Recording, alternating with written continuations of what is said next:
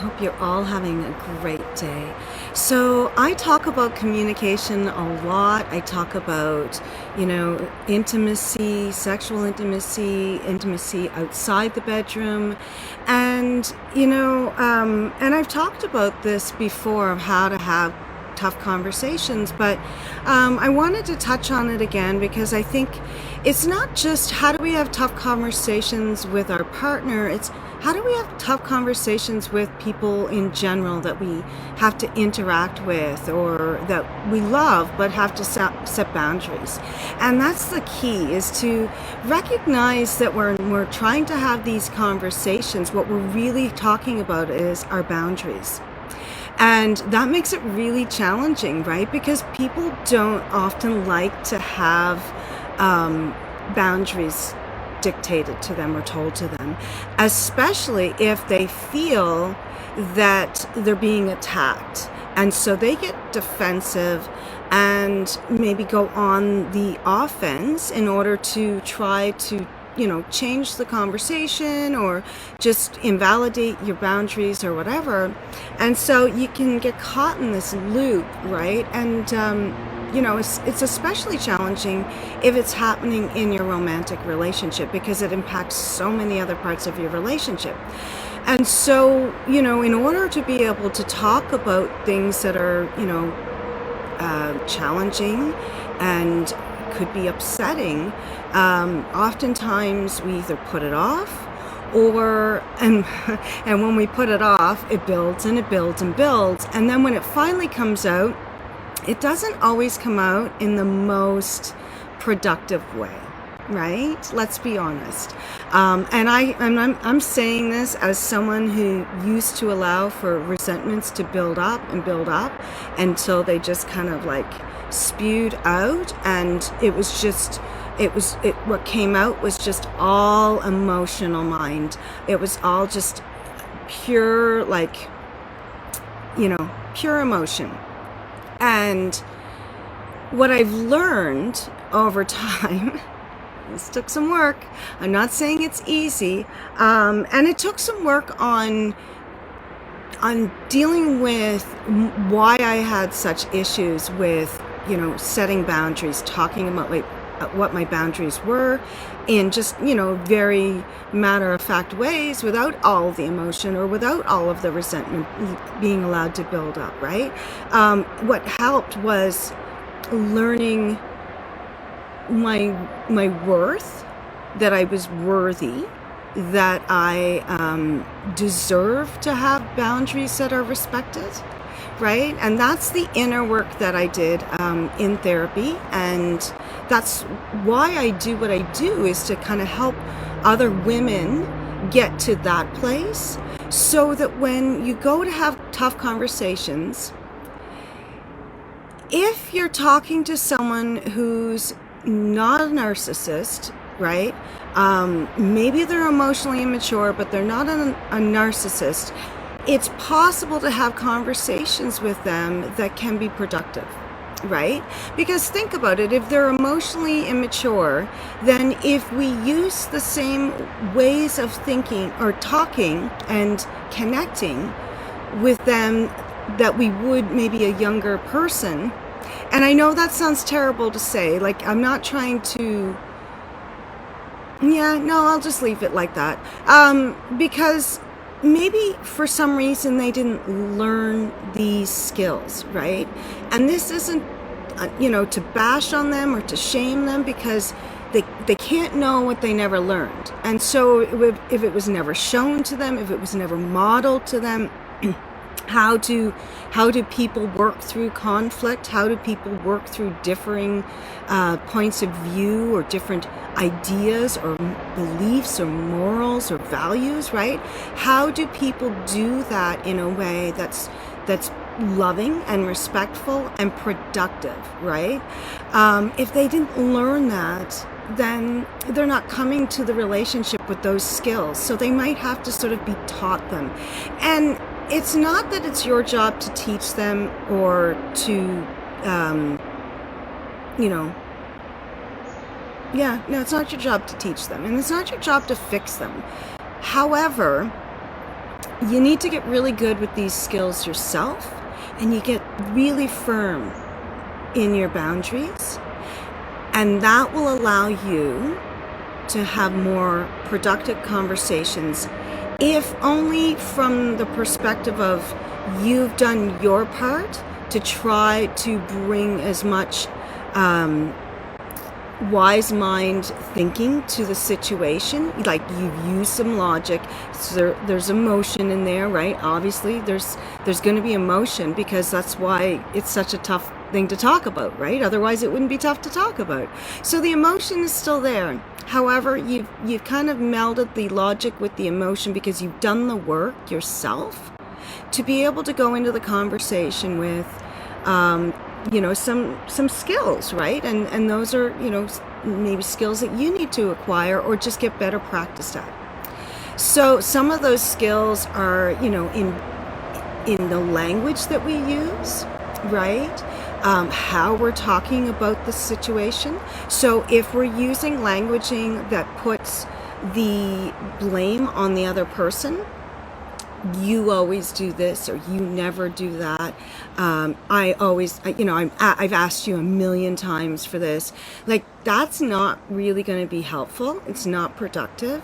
It's going to get their back up. They're going to get really defensive, and then they're just going to do whatever they do, whether it's the silent treatment or lashing back or whatever, right? Like, whatever variation your person has to, deal with that kind of stuff.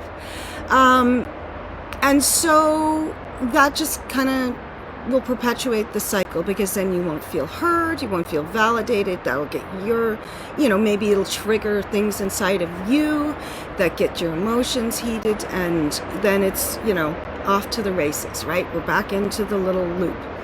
So, maybe a more productive way of approaching it is, hey, we have this problem. How do we work together to figure out how to solve this? Because this is clearly not working. You're not happy. I'm not happy. We keep going around in circles. So what can we do? Do you have any suggestions? Right? Open the conversation like that and see if you get a different response. Because they're unhappy too. They've got things that they want to be heard about. You've got things that you want to feel heard about. Neither one of you are feeling heard in the way that you've been approaching it, if you've been kind of blaming and shaming each other. So the reality is that if you're a team, you have to approach it like, we are a team. We need to fix this problem that we can fix together. Right? The problem is the thing that you need to work on together. So it takes the problem a little bit outside of being like, you're the problem. No, you're the problem kind of thing, right? And then I often suggest this when you're talking about something that's maybe something they are actually doing that's really bothersome, to maybe make it into a poop sandwich. So you start off with something positive. I really love the way that you do whatever, right? Like your attention to detail, or the loving way that you do that, like shows how much you care or whatever. And then it's like, however, there's this thing that you do that really, it's triggering something inside of me, and I think it's something that maybe we should work on together, or maybe what do you think, right?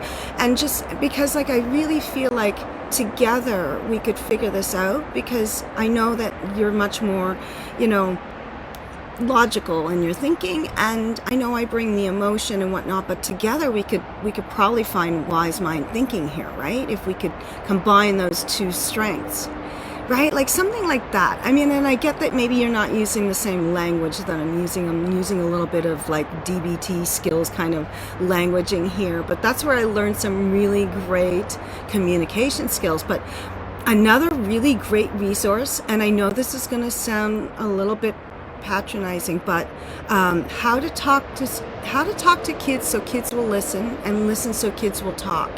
It's a big title, but it's a book that's been around for a million years.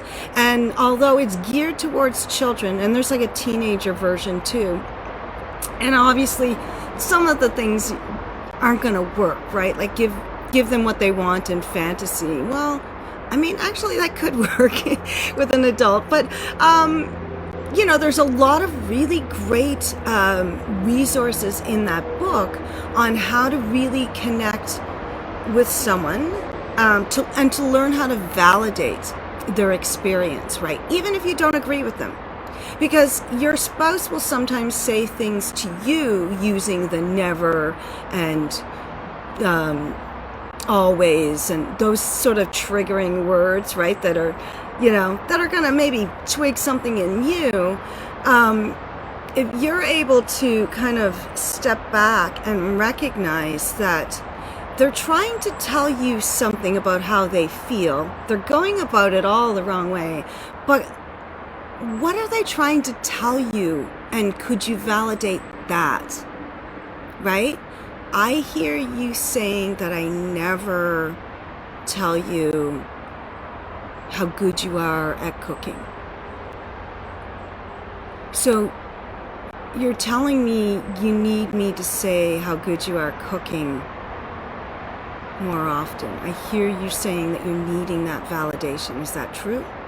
Right? So you can ask questions and then they'll, respond like, yes, that's true. Like, you never tell me how much you like my cooking and I slave over, you know what I mean? Like, maybe that's what they're needing, but they come out with never and, things like that, or always, and then you get triggered into a defense response and you're like, eh. But like, if you could just step back and try to hear what they're saying, because that's what you're wanting them to do.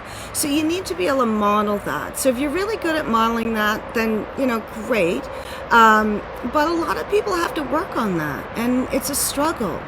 Right? So, learning how to manage your own triggers is really important, so that when you go to have these conversations, you can be more in that wise mind state. Again, that's just a combination of using logical thinking because you've contemplated the situation, and then emotional mind comes into play because you're feeling things about it.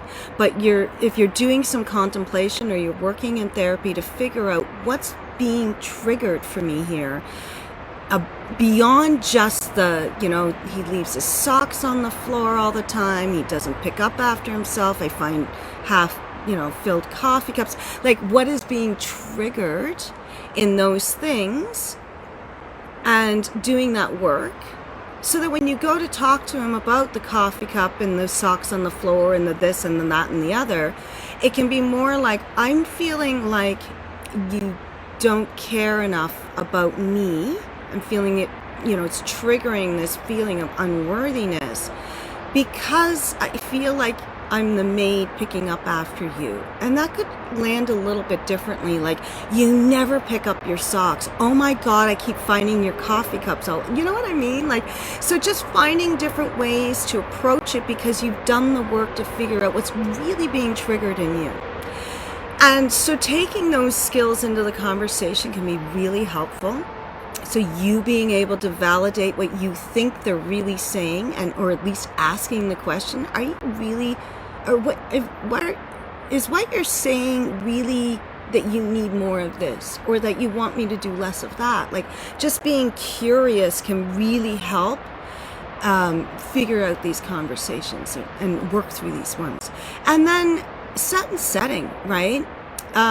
This is another one I've talked about before in videos, but I really feel like it's important that you have conversations in the right setting, and that you've sort of set the tone or the mood for a loving, respectful conversation, right? And so this is why it's important not to let things build up and resentment to just kind of hit a peak and then it just comes, because that is never going to be in the right set and setting for a constructive conversation. Even though you've tried a million times, and I know you've had these conversations a million times, think back. Most of those times, in times when you allowed for the resentment to build up until it exploded, Because that might be the pattern that you've been caught in. Or did you say it in ways where maybe they just didn't understand it and they didn't validate that they understood it, and so they didn't, right? You didn't hear that validation back, but you heard words. And so you thought, okay, things are going to change. And maybe they did for a little bit, right? So I get it. Like, there's these cycles that we get caught in. But if you can find some time when things are maybe not as explosive or feeling as,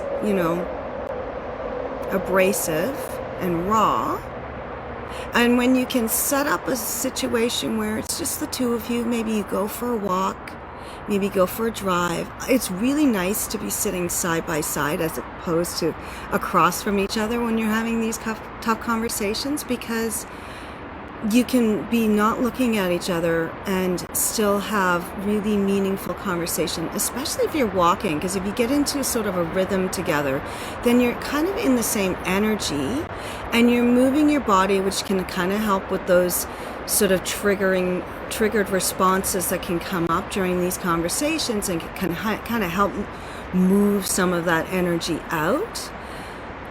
So that can be really helpful. And then again, just, figuring out a way to have the conversation where it doesn't just feel like a blame and shame game, right? So yeah, that's my advice on all of that. And understand that you have to kind of get, if you know your partner and you've gotten to know yourself, and you've done some work around love languages and all of that stuff, and you've done that internal work on yourself, then maybe you're starting to get a little bit about like where your partner's coming from, especially like if you know some of his upbringing and some of the things that have happened in previous relationships that he's been in, that he's disclosed to you. Like, you can start to know your partner and start to recognize the loops and patterns that they're caught in too. And that'll help you to just know how to approach them when you want to have these conversations, right? So if I know that my partner is most relaxed after he's come home from golf, maybe I might want to bring something up then, and just be like, hey, I feel like we should have a little talk. You want to go for a walk, right? Or maybe because he's been golfing, you won't want to walk, but hey, you want to go for a drive or something. Like, you know what I mean? Like, maybe golf's not the best, probably not the best time.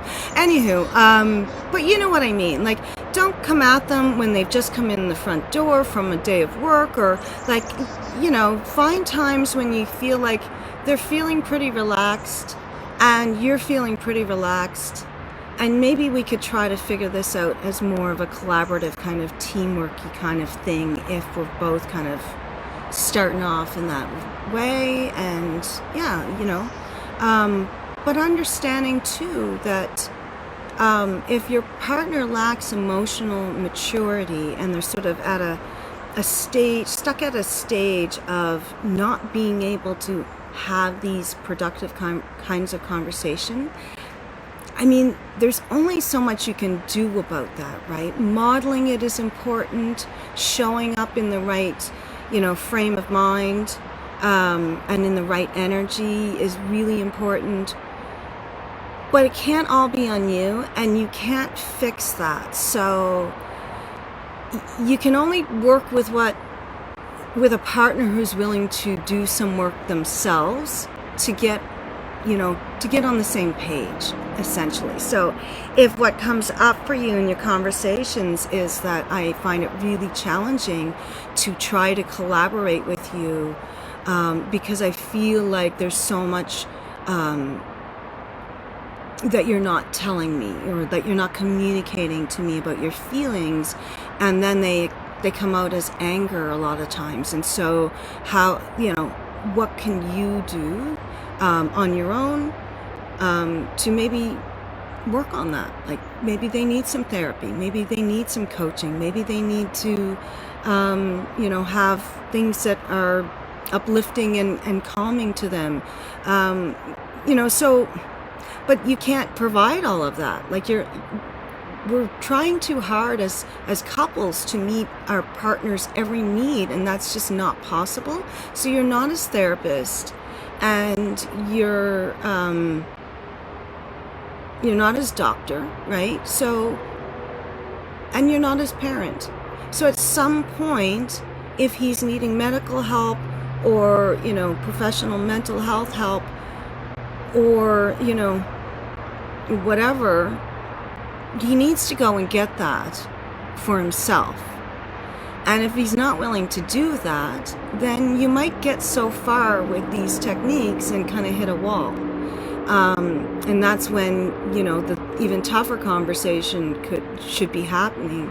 I really think that in order for us to move past this point in our relationship, that you need to go get some help, and I'll support that in whatever way I can. But you need to address the things that you need to address so that we can be a better team. Because I love you, and I want always the best for you. Even if we're not together, I'd want the best for you, right? You know what I mean? Like, to have that kind of conversation is really hard. But you might get there. So if you tried all these things and you're learning how to talk about your feelings in very constructive ways, and you know what your triggers are, and you stay within your window of tolerance when you're having these conversations, and you're able to try to provide a safe space for them to express themselves, and still, then it's time for professional help. And you can't make them get that if they don't want it.